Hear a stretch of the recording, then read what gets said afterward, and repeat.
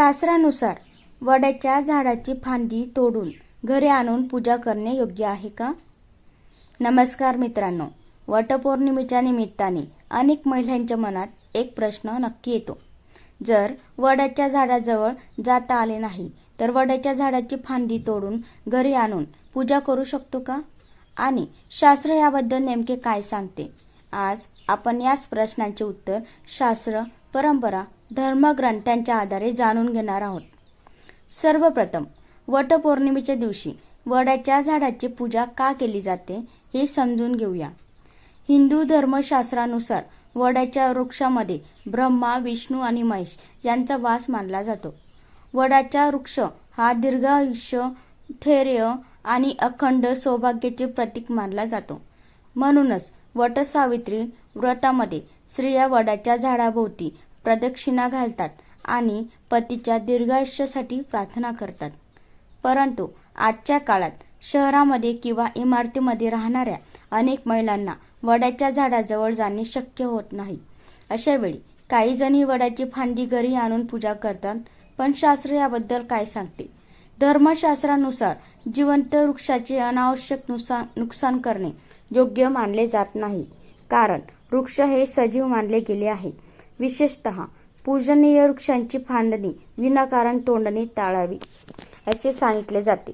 जर तुमच्या परिसरात वडाचे झाड उपलब्ध नसेल किंवा असेल तर शक्यतो प्रत्यक्ष झाडाजवळ जाऊन पूजा करणे अधिक श्रेष्ठ मानले जाते. परंतु जर एखाद्या महिलेला आजारपण, वृद्धापकाळ, अत्यंत किंवा इतर काही अडचणींमुळे बाहेर जाता येत नसेल तर श्रद्धेने घरी पूजा करण्यासाठी परवानगी दिली जाते. अशा परिस्थितीत काही परंपरेमध्ये वडाचे 1-2 पान, जमिनीवर पडलेली छोटी फांदी किंवा वडाचे चित्र घरी ठेवून पूजा केली जाते. मात्र लक्षात ठेवा, पूजेसाठी झाडाची फांदी तोडणे किंवा झाडाचे नुकसान करणे शास्त्रानुसार योग्य मानले जात नाही. कारण धर्मशास्त्रात एक महत्त्वाची गोष्ट सांगितली आहे, देवापेक्षा भक्ती महत्त्वाची.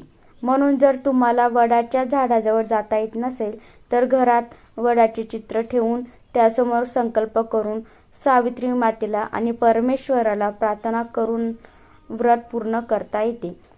अनेक ठिकाणी महिलांनी घरीच वटसावित्रीची पूजा करण्याची परंपरा आजही आहे.